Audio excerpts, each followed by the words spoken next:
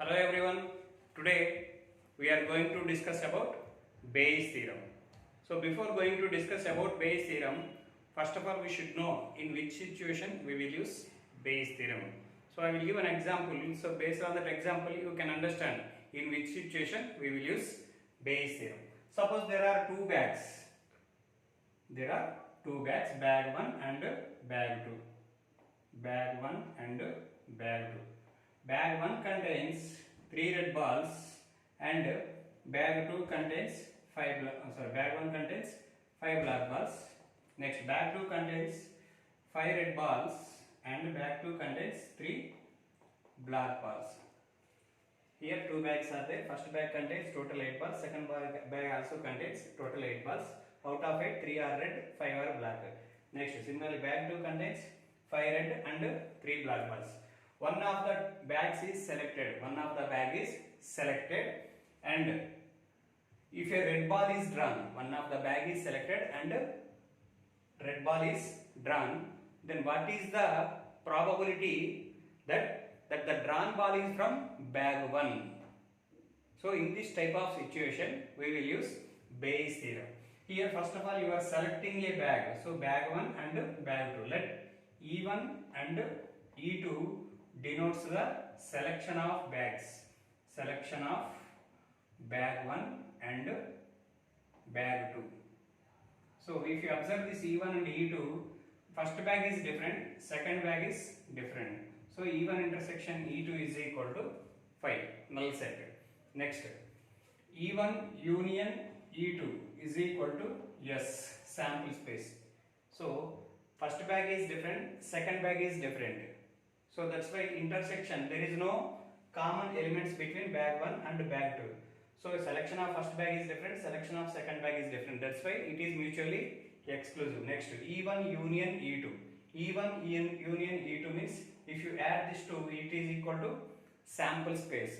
Next, here we are selecting red ball. So let A be the event of selecting red ball. Event of selecting red ball. Selecting red ball. Next, if you observe this, this is here we are selecting a red ball. Next, if what we have to find, if a red ball is selected, given that what is the probability the ball drawn, that red ball drawn is from bag 1, that means event 1. So in this type of situation we will use Bayes theorem. Probability of drawing a red ball from the bag 1 is how much? See, here first we are selecting a red ball. So that next, what is the probability that the red ball drawn is from bag 1? So in this type of situation we will use Bayes theorem. Next, Bayes theorem. So before going to discuss about Bayes theorem, first of all you should have idea on theorem on probability. Let E1, E2, E3, so on, En be a partition of a sample space S. Sample space S. If this is sample space, E1, E2, E3, so on. So like this sample space we can divide it into n parts. If En minus 1, En minus 2, like this infinite number of parts we can make it. So here what is, in the previous example what I told, E1 and E2 are event of selecting bags. Similarly, in the previous example just I took two bags, that's why there are two events, bag 1 and bag 2. So one sample space we can divide into n parts. E1, E2, E3, so on, En be a partition of sample space. Suppose that each of the elements has non-zero probability of occurrence. A be any event associated with S. Let A be, what is A in the previous example? A is any event. A is event of selecting a red ball. So E1, E2, so on are event of selecting bags. A is event of selecting red bar. Let A be any event associated with S, then P of A is equal to, we have to prove these two lines. So first, E1, E2, E3. There, see, if you observe this diagram, between E1 and E2, there is no common elements. E2 and E3, no common elements. E3, E4, no common element. That means they are mutually exclusive events. Next, if you add all the events, E1 plus E2 plus E3, you will get sample space. That means E1 union, E2 union, so on up to En. If you take, it is equal to S. So what is given? Given E1, comma, E2, comma, E3, so on, En be a partition of a sample space. Partition of a sample space, yes. Sample space, yes. So S is equal to, so see, this is a sample space. It is partitioned into how many parts? N parts. S is equal to E1, E2, E3, so on, En. Next, if you observe this sample space, E1 union, E2 union, E3 union, so on, union, En is equal to sample space. So if you add all the events, then you will get sample space. Next, E1 intersection E2 is null set. E2 intersection E3 is null set. E3 intersection, there is no common elements. So that means E1, Ei, instead of taking 1, 2, 3, so on, N, so I am taking in a single line all intersection points. Ei intersection Ej is equal to 5, where I not equal to j, comma, I comma j is equal to 1, 2, 3, so on, n. See, if I is 1, j is 2. E1 intersection E2 is null set. Similarly, if I is 2, j is 3. E2 intersection E3 is null set. Like that, we are taking, instead of writing E1 intersection E2, E2 intersection E3, so we are taking all intersection within a single line. Ei intersection Ej is null set. I not equal to j. So this number should not be equal. Next, I comma j values starts from 1, 2, 3, so on up to n. Next, I am taking sample space. Yes, let given A is any event.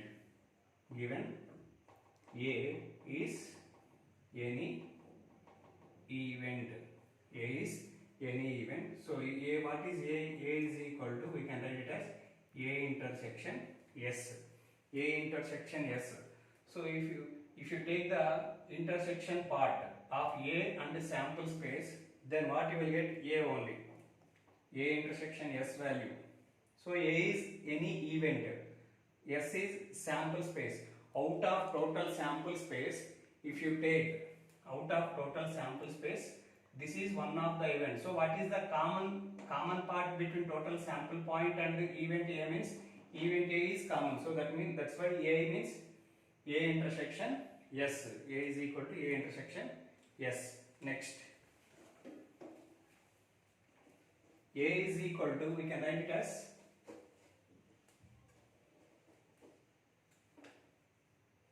A is equal to A intersection S means sample space means E1 union, E2 union, E3 union, so on, En. This is the value of the sample space. So A is equal to A intersection E1 union, A intersection E2 union, A intersection E3, so on, A intersection En.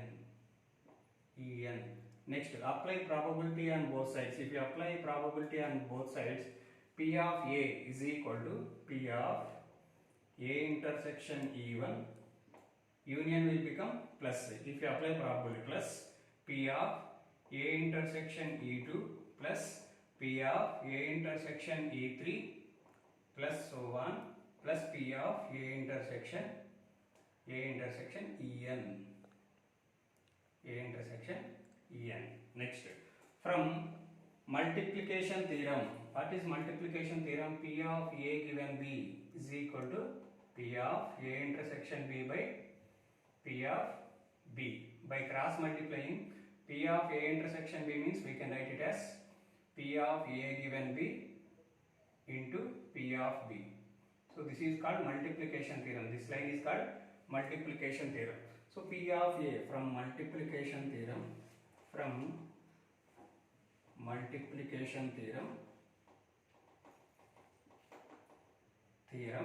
P of A is equal to P of A intersection E1. P of A intersection E1 means P of A given E1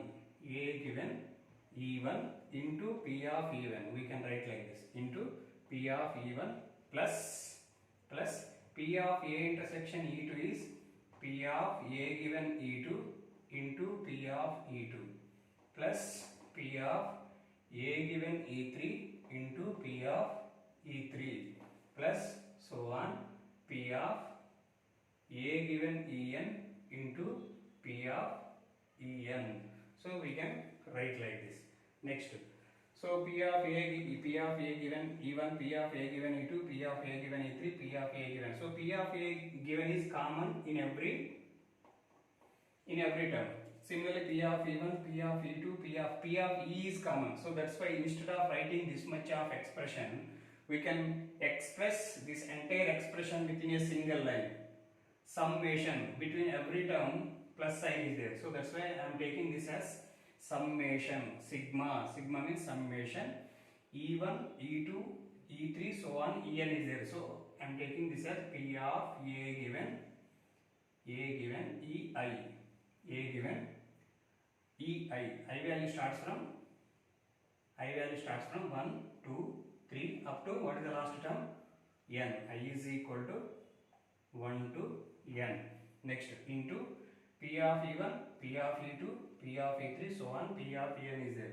So P of EI, where I value starts from 1, P of E1, P of E2, so on. This is called theorem on probability. Next, Bayes theorem. So Bayes theorem is extension of theorem on probability. So if you want to write Bayes theorem, if it is important question for PU, so first you need to write the solution of theorem on probability, and next you have to continue this part. So in Bayes theorem this is the statement. So this statement, if you want to prove, first of all you need to prove theorem on probability. Next, so first you need to complete all the theorem on probability solution. Next you have to continue this solution. So this, in some states Bayes theorem directly they will prove, but in some states first you need to prove theorem on probability. Next you need to prove with this part, Bayes theorem part. So this is only 2 lines theorem. P of EI given A is equal to P of EI into P of A given EI by sigma j equal to 1 to n P of Ej into P of A given Ej. If E1, E2, so on, En are any n non-empty events constitute partition of sample space. Just in the previous theorem I shown.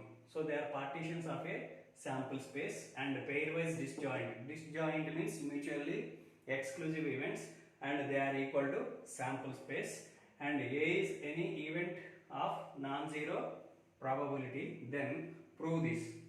P of EI given A is equal to, we have to prove this. So what is given? Given P of EI given A is equal to P of, from multiplication theorem we can write like this, P of EI intersection, from conditional probability, P of EI given A is equal to P of EI intersection A by P of A, from conditional probability. Next, P of EI given A is equal to P of EI intersection A means from multiplication theorem we can write like this: P of EI into P of EI given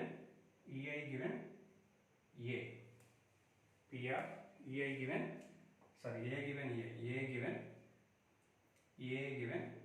EI by P of A. So this is from multiplication theorem.